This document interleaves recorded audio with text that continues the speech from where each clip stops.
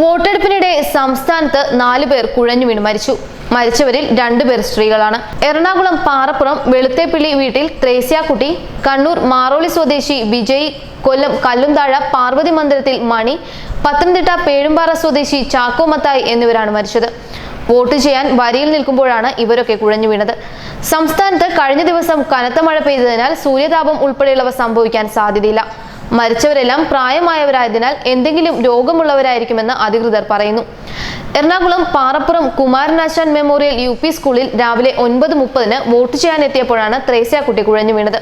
ഉടനെ അവിടെ ഉണ്ടായിരുന്നവർ ആശുപത്രിയിൽ എത്തിച്ചെങ്കിലും ജീവൻ രക്ഷിക്കാനായില്ല. വടകര മണ്ഡലത്തിൽപ്പെടുന്ന കണ്ണൂർ പാനൂരിൽ ചൊക്ലിയിൽ വോട്ട് ചെയ്യാനെത്തിയപ്പോഴാണ് വിജയ് കുഴഞ്ഞു വീണത്.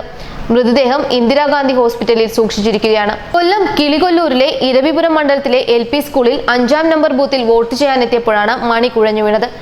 ആശുപത്രിയിൽ എത്തിച്ചെങ്കിലും ജീവൻ രക്ഷിക്കാനായില്ല. വോട്ടർ പട്ടികയിൽ പേരില്ലാത്തതിനെ തുടർന്ന് പോളിംഗ് ഓഫീസറുമായി സംസാരിക്കവെയാണ് കുഴഞ്ഞു വീണത്. ഉടൻ ആശുപത്രിയിൽ എത്തിച്ചെങ്കിലും മരിക്കുകയായിരുന്നു. പത്തനംതിട്ട വടശ്ശേരിക്കര സ്വദേശിയായ ചാക്കോ മത്തായി പേഴുംപാറ പോളിംഗ് ബൂത്തിൽ വെച്ചാണ് കുഴഞ്ഞു വീണ് മരിച്ചത്. പ്രശ്നബാധിത ബൂത്തുകളിൽ ആംബുലൻസ് ഉൾപ്പെടെയുള്ള സംവിധാനങ്ങൾ തിരഞ്ഞെടുപ്പ് കമ്മീഷൻ ഒരുക്കിയിട്ടുണ്ട്. ഭിന്നശേഷിക്കാർക്കും പ്രായമായവർക്കും വോട്ട് ചെയ്യാനുള്ള സൗകര്യവും ഒരുക്കിയിട്ടുണ്ട്. പ്രശ്നബാധിത ബൂത്തുകളിൽ ശക്തമായ സുരക്ഷാ സംവിധാനങ്ങളും ഏർപ്പെടുത്തിയിട്ടുണ്ട്. ന്യൂസ് ഡെസ്ക് മലയാളി വാർത്ത.